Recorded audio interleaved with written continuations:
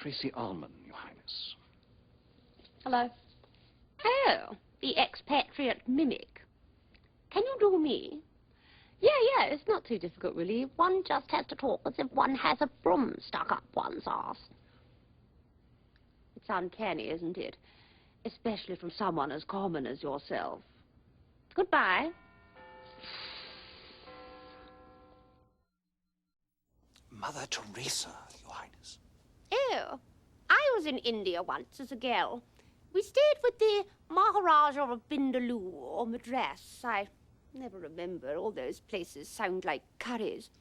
I remember the day that our dear Ayah, that's Indian for nanny, took us on an awfully uncomfortable walk in the palace grounds to admire the local flora and fauna, and she got eaten by a tiger. We laughed for days. I expect you want a donation, perhaps a new tea towel for your head. We still have some with "I survived the Windsor Castle fire" on them. Talk to Pip. Goodbye. Ms. Demi Moore, Your Highness. Oh, yes. If my memory serves me, you're the person who posed nude and pregnant on the cover of Vanity Fair. It must take a certain kind of courage to do anything that vulgar. But this is quite fortuitous. I was wondering what to buy Diana's children for Christmas, and then I thought that they might like those caps from that ghastly Planet Hollywood, where I believe your husband works as a waiter. I'm sure you can arrange a discount, which I would appreciate. So why don't you have a word with my private secretary, and he can give you their hat sizes. Goodbye. Mr. Salman Rushdie, Your Highness. Oh, when I saw all the policemen outside and the bodyguards and the car with the bulletproof windows, I thought our mystery guest was going to be someone amusing like Madonna. A lot of people find her rather coarse, but I've always admired her disregard for convention, a quality I share myself.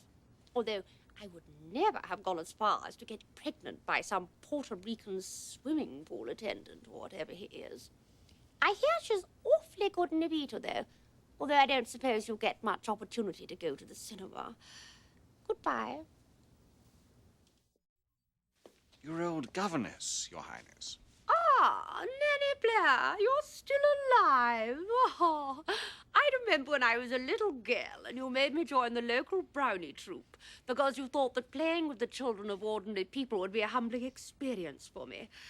All I can say is that when they went home in their bad shoes to their little homes, I felt terribly superior and awfully grateful that I lived in a castle. I expect you miss living in a castle, don't you? Are we still sending you the jar of grouse pâté on your birthday? Good. Goodbye. Paul Newman, Your Highness. Oh, we were just talking about you. You see, ever since Diana's divorce settlement, some of us have been reassessing our fiscal priorities. I've been considering putting my name to a specialist range of foods for the connoisseur. Quail's eggs in aspic, peaches in brandy, game soup, that sort of thing. But my advisors said it might be undignified. And I said, what about Mr. Paul Newman? He once won an Oscar, and now his face is on the side of a sauce bottle. Goodbye. Mr. Orenthal James Simpson, Your Royal Highness.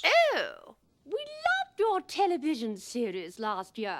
Crime of the Century, or is that what it was called? Marvellously entertaining.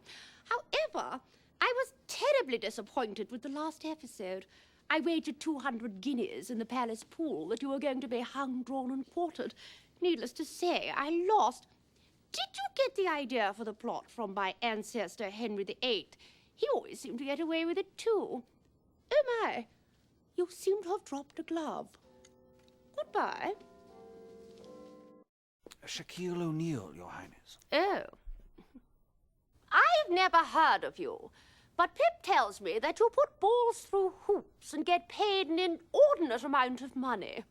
Well, maybe while you're in my country, you might like to make a sound investment in a British title. I believe the Earldom of Egham is available. You get 2 ploughed fields in Runnymede, tickets to Wimbledon, and the right to deflower virgins on Midsummer's Eve. Just make the cheque payable to me. Goodbye.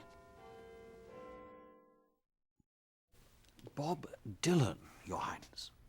Oh, do you know, I never understood a word you said. Never mind. Here's the thing. We always have a problem finding a performer for the Christmas staff party at Windsor Castle.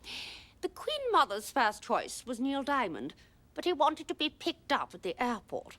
The youngsters would like Oasis or Stone Temple Pilots, but one can't run the risk of having people who might urinate on the tapestries. No, you'd be perfect. You're moderately famous, and you're far too old to bother the chambermaids. There'll be no fee, of course, but we can expect a goose and a bottle of homemade cider. Goodbye.